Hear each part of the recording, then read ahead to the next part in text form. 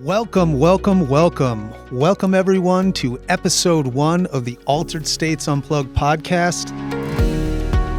My name is Kyle Struebing. I am one half of this dynamic duo. I'm here with my life partner, my wife partner, my everything, JoJo Struebing. JoJo, baby, how we doing today? I'm pumped. We've been talking about doing this for a long time now, and we're finally putting all of the pieces together to bring some value to our customers. So this is pretty exciting. Absolutely. Absolutely. So we wanted to, kind of put this out so that people could see about what we do, right? And that's going to help hopefully customers and people interested and kind of provide ourselves as a resource and lend ourselves to be a resource in the biohacking / wellness space. There's a lot of things going on out there. I'd like to think we know a thing or two about that. We'll get into that in a little bit here. But yeah, we wanted to just put something out, make things super easy, go over a couple protocols, some functionality, the experiences that we've, seen. So yeah, I'm excited about it. It's something that we've been talking about for a while, and it just makes sense. Yeah. Yeah, I think we've all seen this wellness space blow up as far as products and services and the terms like biohacking. And so I know people come to us every day and they're like, what is this? What are these services? How do you do it? How do they work? How do they help you? And so our hope with this podcast is really just to dive in deeper with that educational piece and really help you get the most out of our services, because if you've been to our storefront before, you know that they get better. You can get better with practice and better over time. Right. Yeah. As when you first start doing something, whether in the wellness, in quotes, the wellness space, I always say it is very new. You don't really know all that much. What we try to do at the store is put it into layman's terms, very simply. It's hard to communicate theta brainwaves and stuff like that. And I think at the store, we've done a pretty good job of that to kind of put it into perspective for people so that they can understand it and get the most from their experience. When you go a lot of times to get to one of these services, they kind of just turn you loose. And I hope that this is a guide, something that you guys can at least get an idea of what to do and how to effectively use these modalities for you and have it be clear, right? Right. Yep. So it only makes sense that our first episode is all about floating. So today we're going to be talking about floating your way to better health and really diving into a deep dive into float therapy. I see what you did there. Yes. Our number one service at Altered States. But Kyle, before we dive into float therapy, why don't you share a little background about Altered States and who we are for those that may not have ever heard of us? Yeah, I'm happy to. Absolutely. So 6 years ago, we started with kind of a product-based business. We entered into a franchise model. It was great. And we started noticing a lot of people coming in for very similar things, right? And we were really only using, what would you say, the first 400 square feet of the 1,800 square feet that we have. And we just started, we wanted to be able to help and effectively use the square footage, obviously from a business perspective, but what else can we do with these people who have very similar and very common things, anxiety, pain, depression, things of that nature. What else can we do? So we started adding in services. We did, first we started with people, right? We had every chiropractor, esthetician, you name it. And with that, more personalities equal more challenges. And we wanted to figure out a way to kind of mitigate some of that. So we started floating, and thought, what would it actually take for us to get one of these, right?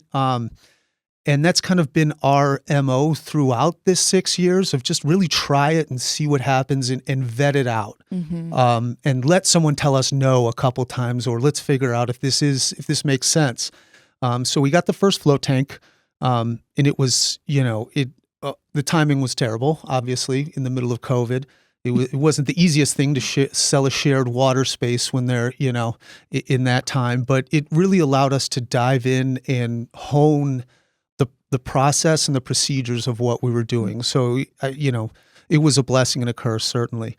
And then we added another float tank, and then we started noticing this boom, right, of this contrast therapy, the cold plunge and the sauna, and we'll get into that in later episodes. But it just made sense, right? And we had the square footage, and personally, I wanted to do it myself. And we always think, hey, we'll add this to the house or no. And it allowed us to just offer more things that kind of went with each other. Now we have the red light therapy, the compression boots, all that as well.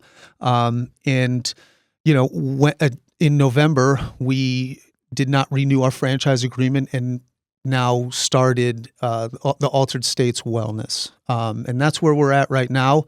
It is a newer brand that we're building. We're super proud of it. We're super excited. It really streamlines the whole process and the whole experience between products as well as the services. So that's kind of where we're at. I'm super excited about it. We are, offering a franchise for that. So if you're interested, reach out for sure. But it's a way for us to really scale up what we've done. We've done this for 6 years now. There's not too much I haven't seen. I would assume the same for you. We could go over, maybe one of these days we go over some of the crazy stories that we've seen. But after 6 years, we don't know it all, but we know what's dead wrong. So I don't like to brag on myself all that much. I think it gets a little redundant, but certainly I've seen it all, and we can kind of go over what not to do. Yeah. Really, right? Yeah, I love that you mentioned that we always try the services before we go all in. We make that promise to our customers. We're going to go before you, and we're going to be the guinea pig, and we're going to make sure that, any service or product that we offer at Altered States, is something that has benefited us personally. And we've seen the benefits and the value. So. And that's really where the whole, I kind of bounce back from the here in business things, but that's really kind of the crux of it, right? To be, you don't have to know everything about it, or you don't have to be the biggest expert, but you got to know just a little bit more than the customers, So it's been very big. We always test all the products. We use all the services, and we practice what we preach. So, and that really helps you communicate your story, and that's how things are sold, especially on the beginning. You don't have a ton of research or really anecdotal, and you have to speak toward yourself. So that's a big thing. Yeah. So float therapy is by far my favorite service. And so I'm excited we're diving into it today. I know really when we think about float therapy, we all have so many distractions around us. We're just in this super fast-paced society. We've got technology. We've got our phones with notifications constantly going off, emails popping up. We've got that pressure of your work or your kids or your pets following you around all the time. Right. It's just nonstop. I don't think we realize how much we rarely get a moment of silence or that moment. It's constant stimulus. Yes. Yeah. It is constant stimulus, I would say. So really, when you think about that, that's when you enter float therapy. Right. It's this ability to kind of shut down and cut everything off. But every time we get in the store and someone comes to Kyle and says, Kyle, what is float therapy? I love how he explains it. So Kyle, I would love for if you dove in for us and just, in those layman's terms that you said, kind of explain to us, what is float therapy? What are you doing? Yeah. So with float therapy it's a massive, I don't want to say tank per se, but it's these massive chambers of 1,100 pounds. At least our tanks have 1,100 pounds of Epsom salt. It's dissolved into approximately 250-ish gallons of water. It's kept at exactly 93.5 degrees. Why 93.5 degrees, Kyle? Great question. Glad you asked. That's the temperature of your skin. We're matching the air, the water in you. You don't know where the water stops and you start. So as we peel back the layers of senses, right? And you even think of right now, we're sitting in a very peaceful studio. It's great. It's fantastic. It's quiet. I can only hear myself now. However, you're still gaining stimulus, right? I'm judging, kind of Joanne's as I sit across from her. I'm judging her reactions, her this, her that. I can see things even when you're, I would say, sitting there meditating, what have you, whatever that practice looks like, you are still getting some stimulus. What this does is it totally eliminates all of that. Yes, that can seem scary in the beginning, right? However, what we're doing is trying to engage your theta brainwaves. You have alpha, beta, theta, delta. I know that's not in order. I was in a fraternity, understand. But it's delta is full REM sleep. Theta is one step above. So the beauty of that, right, is when your theta brainwaves engage. That's where all the research is. That's where all we sleep in cycles, right? That's kind of that dream state. When that engages, you lose concept of time, and it really forms this restorative, a space for you mentally to really kind of just, I don't want to say black out, but just remove yourself from all of that. That's kind of that out of body experience that people always talk about. Now, are you going to be full on Joe Rogan your first time that you've done this, some out of body experience? No, that stuff kind of comes with practice. We have to kind of crawl before we sprint, right? But it really, the creative thought, the, all types of things, even music, being able to compose music and things like that are shown. The studies are like 40 minutes of fully sensory deprived really helps encourage a lot of these things. And plus you emerge just totally relaxed, totally refreshed. This morning I was in, and this lady said it was like she was in a womb and had been rebirthed, right? I hear that a lot. All the time. Yeah. So it has that kind of water feel while you float. People say, well, I can't swim, or I'm negative buoyant. None of that plays into a part. I mean, we're talking over 1,000 pounds of salt. I put so much salt in there.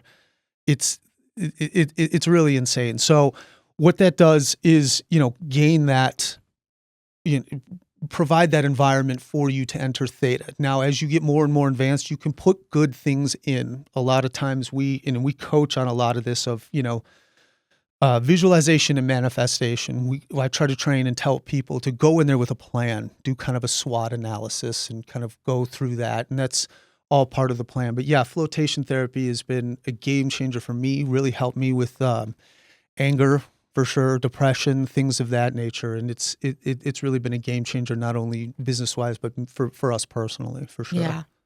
Yeah, we're going to dive deep here in a bit into the benefits that you get from doing this. But I kind of want to rapid fire really quick some of the most common reservations, I'll say, that we get. And I'd love to hear your response to them. So I think one of the biggest things we hear is I'm claustrophobic. There's no way I could lock myself in, a cabin for an hour. Totally understandable, right? It's weird. It's goofy. It's different. What we try to do is not make it seem as serious and create a very open and welcoming environment, just with everything that we do in the store, right? The next thing is our float tanks are set up to where the ceilings are very high, right? In order for me to clean the roof of this machine, I have to stand on my tiptoes to clean the roof, and I'm 6'2". So to put that into perspective, it's not like laying on an MRI machine. You've seen a lot of those. When people think float therapy, they think of like those little float bubbles or whatever, which really aren't that little, but you're kind of locked in that pod. I don't want to say locked, but you're in that pod. And that allows, it can give claustrophobia, which is fair, but we always encourage, hey, take it slow. It's not that serious. You're also able to, you're able to toggle the lights on and off, the music on and off. So it's totally up to you. And under no circumstances are you locked in there. And I know we're trying to be rapid fire here, but which is hard for me, but at the same time, it's kind of go at your own pace. Yeah. And we definitely understand that. And hopefully, and definitely what we've seen, people that do claim that just don't see it in the end. Right. Right. Yeah. Yeah. For me, the first time I left the door cracked until I was comfortable. So, you don't have to close that door. Like Kyle said, we have cabins, which think of like a suite, it's not that enclosed environment. So yeah, I definitely think that if you are worried about the claustrophobia piece, there are ways to really mitigate that. Certainly. And if you float somewhere else too, there's some terminology to it. You just ask them, do you, what is the machine? Is it a pod?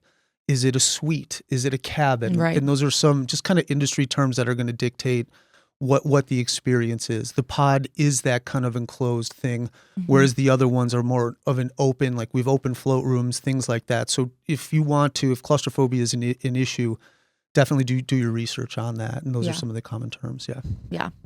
Another one that I hear a lot is there's no way I could sit in silence for an hour. Totally. Right. I get that, right? With all the things going on right now. Well, let me tell you though, one thing you'd want to do is, as you go through, we kind of give you some things in the beginning, is to go in before with a plan, right? Set some intention, get your breathing right, and try to really focus on getting something done, right? Mm. I like to use, we always sit here and say, something will come up. I don't really have the words for it, or I don't know. It seems very daunting and overwhelming. I'll kind of use it as a tool now and put it off and say, well, I'm going to float about it, and we'll float about it. And that allows you to really kind of hash some things out. And then that allows you to get into that deeper meditation. And it's understandable. We give you tips and tools, breathing techniques. If you have a meditation that you're familiar with, certainly do that in there. We preach box breathing. 5 in, hold for 5, 5 out, hold for 5, right? So it's like a box. If you can't hold your breath for 5 seconds, fine, make it be 3, whatever, right? But the case is the whole goal is to get out of your head, bring it back to mindful. It's kind of what we're going for. And once, like I said, once your theta brain waves engage, you're going to lose concept of time, and it'll feel like you kind of come out. Now, I'll touch on this when we get into this, but it's like, people sometimes would come out and been like, dude, I thought, what's up? It was only 10 minutes or whatever. It's like, no, check your watch. Yeah. So. Yeah. I was going to comment on that. The first time I floated, I was mind blown how quickly. I was like, there's no way. Right. This has been 60 minutes. I was Right. like, I got gypped here. Right. And I was like, wow. So I really think once you just kind of let go and get comfortable in there, oh man, you will find it so relaxing. It will fly by. Also, you have control of the music. So Right. you got some music for you that kind of helps for those that don't want that true silence. Right. You can always go back, right? With like I said, if you float with us, you'll have that option. If you float somewhere else, ask them, hey, can I change the music and lights when I'm in there? Yes, no, indifferent. If you can, then you can always go back. You can always turn the music back on. Yeah. Which kind of bring you back. It can get a little overwhelming sometimes. Yeah. I'm not going to lie, but you do have that ability to kind of pivot back. Yeah. You mentioned this a little bit earlier, but we always get this comment, especially on our Facebook ads. People are like, I can do this in my pool. Sure, you could. You absolutely could. But you're still getting stimulus. Let's be totally honest with you. Yeah. And not to mention, your body isn't in a full relaxed state with that water. The Epsom salt is really the key here, along with the sensory deprivation. I would almost say that the Epsom salt is almost secondary to the whole experience, in that the reduction of the senses, right? Yes, for sure you can float in your pool. It feels great. It's awesome. But you're still engaging your core. You're still, and then you're still hearing sounds, smells, things of that nature. This is a true deprived senses. All 5 of your senses have been eliminated, allowing you to turn back in. That's Right. kind of the goal here. Yeah. But yeah, we get that all the time, but there's just the dog will lick you in the face or whatever. There's always something comes up. It's truly not sensory deprived. Yeah. Sun's blaring on your eyes, and Right. no one has that much Epsom salt. Maybe there's someone out there that does, know. but most people don't have that much salt, saline content in their pools. Right.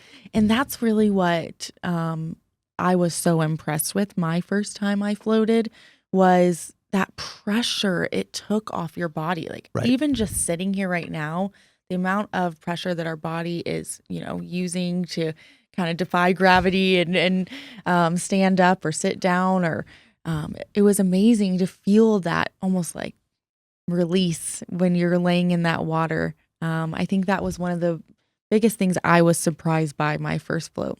Yeah, it's like you're floating on a cloud. What you're doing there too is your spine's actually decompressing too. So if you think about when you go down, I've had back surgery before. Like, yes, it feels great when I lay down, but still, like, your hips kind of shift and you're getting pushed down by gravity into then your mattress or couch or what have you. And this eliminates all of that. It's like truly like floating on a cloud. It's the closest thing to levitating, and it allows your joints to kind of expand and stretch out. And we see a ton of people coming in with back pain who walk out just like absolute champs. If you think about, like those teeter hang-ups, right? And that was a big thing on infomercials, I want to say 10 years ago or whatever. And you can find them now on Facebook Marketplace all over the place. But that's the thing where you hang upside down by your feet and it stretches your spine. The same thing occurs in the tanks because you're not grounded to the ground, right? Yeah, You don't have that have that gravity and that point that's pushing you down. Expanding your shoulders, things of that nature, create, lessening that curve in your spine, all that good stuff. Yeah. Yeah. Talk to me about the first time you floated. What was most surprising for you? The first time I floated, first was the time, right? I was just like, holy cow, I came out. I honestly thought I was going to be ahead of you. I was like, oh, shoot, this has got to be done. And I came out and you were there, and I must not have heard the exit cues. I don't, being more familiar with it now, I would almost want to go back and do it again at somewhere else. But it was crazy to just how deep I was able to relax and all that. The second biggest thing that I thought was amazing was hearing your heart and then hearing the blood rush through your veins. I mean, I've never felt so connected and so alive in my entire life. It was, and even now still when I do that, it's just, I'm almost like, all right, buddy, keep chugging, heart. Like, you're doing great. But it just allows you to really connect, like mind muscle connection. Yeah. When you're little and you like put your head underneath the water in the bathtub and you like can hear the water rushing it. Yeah, you definitely get that sensation again. Yeah, that was the biggest thing for me. And when I was done, I just noticed, first of all, I slept the next day. That night I slept fantastic. So it does reset your sleep cycle. That's another thing that's great about it. But I just had this chill. We had a meeting and stuff afterwards, and I was just, it couldn't rattle me. I was just like, whatever. Like, it is what it is. And I was just in a nice, calm, collected, connected space. And that was really big for me, and something that was very powerful. Yeah, yeah. So let's transition into the benefits of flow therapy. I think we've given a pretty clear understanding of what it is you're doing, but why should you do it? Yeah. So from what we see and the people that come in, over the last 6 years, they have, what they see is a reduction in stress, right? Pain management. It improves their sleep patterns, like I touched on before, right? You reset your sleep cycle because you are entering that theta spot. It does increase creativity, and it deepens your meditation practices. And all of this that we're talking about here, like, there's studies and research on this. The research on it is pretty extensive. There's a lot more research on float therapy, which is funny, than is in some of the products that we have on the store, which is crazy to me. You just have to dig for it. And it really showed, like, these double blind studies and all that stuff was it was pretty striking. It really was. Yeah. And we've noticed it, anecdotally, we've noticed it too in our own meditation and float practice as well. Yeah. Yeah. Floating isn't new. It's been around for a long time. I think that I'm actually surprised that it hasn't become a bigger thing as long as it's been around. But what would you say is your personal best benefit that you get out of consistent flow therapy? So for me, it allows me to kind of not, first of all, the relaxation. I don't meditate. I'm easily distracted. I go 100 miles an hour all the time. If I'm not moving, I'm sleeping, right? And that's just kind of how I am. So this allows me to really turn inside, I would say. That's the biggest benefit that I notice. And it's become a tool for me throughout my life. Like that whole, I'll just float about it. It's really helped me because then I don't dwell on things, because I can get fired up, gassed up, and, I try to control what I can control. But in the moment it gets a little, and it's allowed me to really just avoid a lot of that for a better time, a more productive time. And then we can sit there and game plan. I can game plan my week or whatever. And the biggest, and the visualization in there for me has been very key. It's given me, we have tough meetings or something, and I keep bringing that up, but it's like, I feel so much more comfortable because I feel like I've been there before. And it's just given me a ton of confidence in that. Aside from that, right, with the back stuff, physically, I just feel better. I mean, I'm the guy who I sleep, this, Joanne, I sleep all over the house at night. I just can't get comfortable. And this really helps stretch me out and kind of get me back to normal, So it's been a game changer. The biggest thing, though, I would say, is that kind of mental thing. Yeah. Allowed me to use it as a crutch almost. Yeah.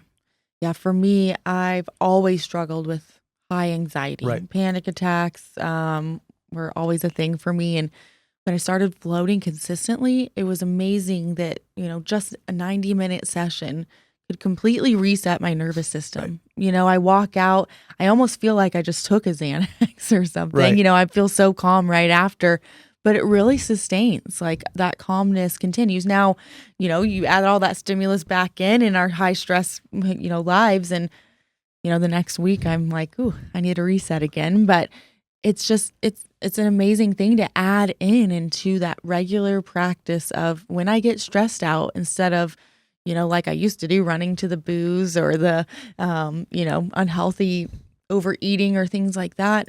I go get a float session Right. in. And for me, it's just a tool that I use anytime I get overstimulated or overly stressed. And then I love what you said about the visualization. My best ideas come in the float tank. Right. Every Yeah. time. I mean, I'll be laying in there and I'll kind of be getting, a little restless, maybe like, I think I might be kind of done in here. And I kind of let myself stay a little longer. And before I know it, all these great ideas are coming up. Well, I don't know if they're great, but they're ideas. Great to you at the time. Yeah. And I'm like, ooh, sometimes we just need to give our brain the space to think about things that we don't even know we need to think about, or we didn't even know we had it in us. And when you take out everything else, all of the noise, your brain can finally focus and really think. Yeah, like I said before, if you think of all of the distractions, like even in a peaceful place, you're still, I don't want to say judging, but you're still calculating certain things subconsciously. And and it allows you to shut all that off and just focus internally. You can only focus internally. And it's so powerful. And that part is so understated. It really is. Yeah. Yeah. Talk to me about how customers, because this is my favorite part about owning Altered States Float Studio, is when people walk out of their float. So tell me about people's reactions when they come out of their float So we sessions. always talk about the post-float glow, right? And I always recommend, like, especially after the float, the last thing you want to do is sit there and get in front of your phone, because it can almost be overwhelming, right? So they have this glow about them. You can see it in their eyes. It's, and a lot of times they don't have words. They really don't. It's just like this kind of, I don't want to say overwhelming, but like a very, they're just so, it's like they've had this release per se, and then they just say, and then going back to, I feel like I've been reborn. Yeah. I felt like I was in the womb. That was a big thing, and then I don't, my back doesn't hurt like it did when I came in here. That's a real big thing that we see from these people. And it's, or our more experienced floaters are just like, wow, that was a good one. I really got deep that time. I saw some things, Yeah. Or like, I want to go longer next time. We get that a lot. My favorite is you see these wild transformations. I mean, we'll have customers that come in and they're a little snippy and not the most pleasant person to be around. And it's like, okay, let's just get them in there. Let's get them floating, give them the best tips we can. But they will come out sometimes and be like a totally different person. It's like, wow, they really needed that. Sure.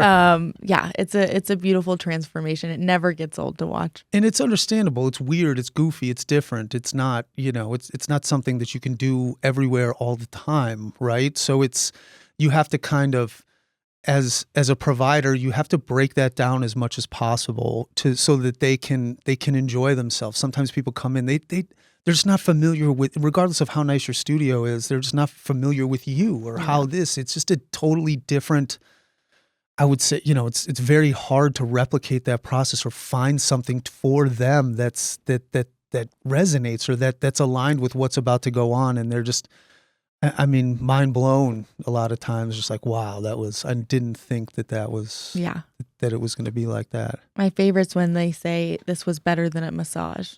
Right. Yeah. Yes. Yeah. We hear it's better than a massage. I don't like to be touched or this, that, and the other. Right. You're in a massage like me, like I got to talk to the guy or gal the whole time, and you're like, just because I'm that way. Whereas this allows you to really turn in. And they do say, right, it's like a massage without being touched. Yeah. or like, wow, that was the deepest, craziest meditation I've ever had. And that's what we hear a lot, regular, every day, Right. every day. I think if you're listening, it's pretty evident from these benefits that you should try float therapy Sure. at this point. Yeah. So I hope that you do.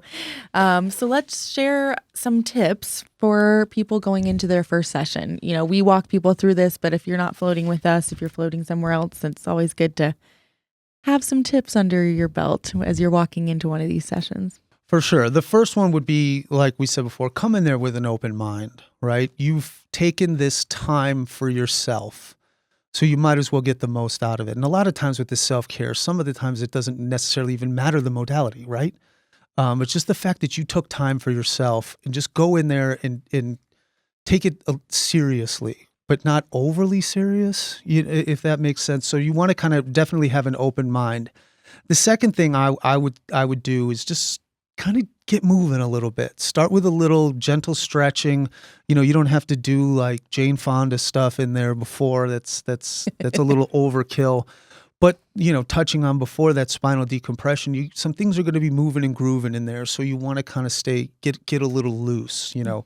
And the next thing is that box breathing, right? Is you want to embrace the power of the box breathing or whatever breathing pattern you're familiar with. And we, like I said, we preach that box breathing because I'm a simple person and it's just simple. 4 in, 4, 5 in, 5 in, hold for 5, 5 out, hold for 5. So if you're thinking it's just like a box, it's super simple.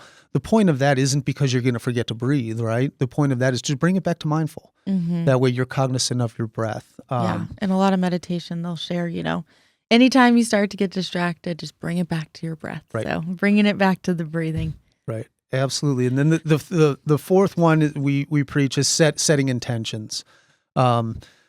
Setting intentions in everything is really key. What are we trying to get out of this? You know, well, I would like to feel this, that, and the other. And how do you go about doing that? For me now, mostly it's I want to make a couple of decisions, or and a lot of times I just don't want to think of anything. Yeah.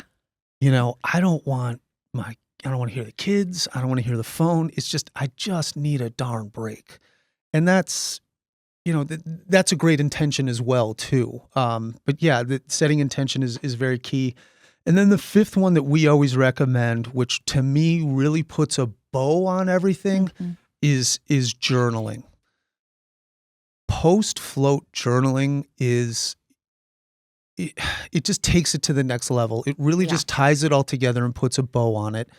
We have a lot of customers that when they're done, will go in one of the waiting rooms and they'll just sit there and have a water or an electrolyte drink and just kind of take it in and journal about what came to them in there. Yeah. A lot of times, or sometimes I'll tell these people, well, what the heck should I journal about? I've never journaled before. I don't know. The guy that walked me around had a really weird beard and I went and did this goofy salt thing and then now you're off and rolling, right? Yeah. And it just helps kind of it makes that connection from the mental down then to the physical. When you put it in writing, you can see some things.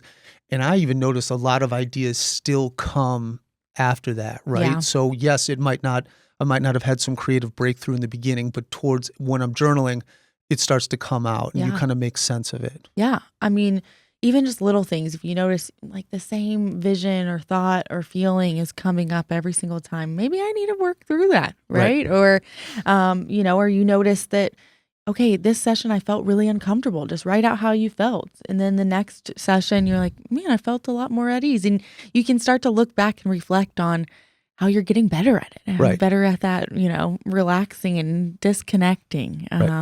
So yeah, the journaling has been amazing. Did my first float today. It was pretty weird. And then now you're off and running. Yeah. That's it. Just the practice of it really helps. Yeah. I mean, like Kyle said at the beginning of this episode, it's really about reconnecting with our inner selves. And sometimes it's crazy. We don't even know how we're feeling or what we're thinking because we're so used to responding constantly to all these other things. And when we finally let ourselves come back to ourselves, we kind of have to relearn a little bit, like reteach ourselves, like, how am I feeling? Right. What am I thinking? We kind of have these natural thoughts, and it takes a little practice. It does. It does. We always say the first float is the worst float. Not that it's, not that it's bad. And I think we say that because it rhymes. I think that's an industry thing. But like anything else, we notice significant changes from the first one into the second one. I touched on this before. Like, you're coming into a weird space. You don't know us. You've never done this before. It's totally foreign. It's hard to relate it to anything. And it really helps. And the journaling and that stuff really ties it together and bridges the gap between your first one to your second one. Yeah, I love that. I think this was an action-packed episode. We tried to fit in a lot into this one episode. So let's wrap up with, what is one last piece of advice that you would give someone exploring float therapy? Oh, geez. I would just say book an appointment, right? I mean, just try it. It's going to be weird. It's going to be goofy. And just go in there with a plan. Do the 5 basic things that we just laid out and give it a shot, right? And a lot of times, like I said, just the fact that you took time for yourself can be so beneficial. If you're trying to give all the time, be there for your kids, be there for your job, your spouse, your partner, what have you, you're giving out all the time. And at a certain point, you don't have anything left to give. You got to fill that cup up. So it can really help. So just take the time for yourself, find a reputable place, ask around, and just get in there and try it and see how it feels. Yeah. That's a great one. That's my biggest advice. Yeah. I think that's give it a shot. Yeah. Perfect way to end the show. If you haven't tried float therapy, or maybe it's been a while and we gave you some new tips to think about, we invite you to come explore float therapy with us at Altered States Wellness or any float studio near you. We would love if you would share this podcast episode with a friend, family member, someone you think could benefit from a float therapy session. Helps us help more people just like you.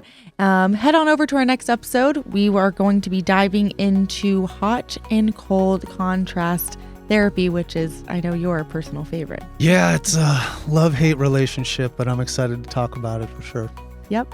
Thanks for listening, and we'll see you in the next episode. Thanks, everybody.